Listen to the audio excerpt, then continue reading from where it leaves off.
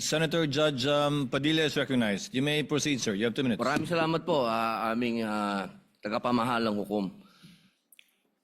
Ito pong kasuotan natin sa mga oras na ito, hindi lamang po ito nire-represent ang impeachment ng ating pangalawang Pangulo.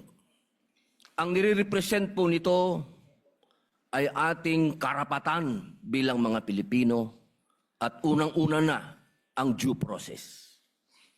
Ito po yun ang ibig sabihin.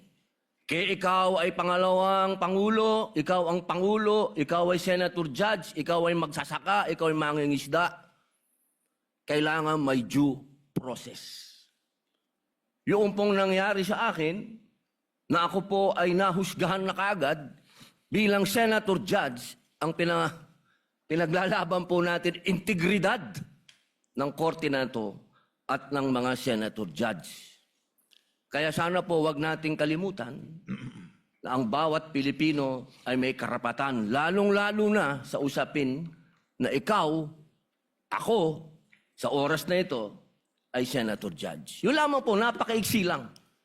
Due process, mga mahal kong kaibigan, mga mahal kong kababayan, maging prosecution, maging defense, sa ating lahat, wag nating kalimutan, pantay-pantay tayo sa batas. Maraming salamat po.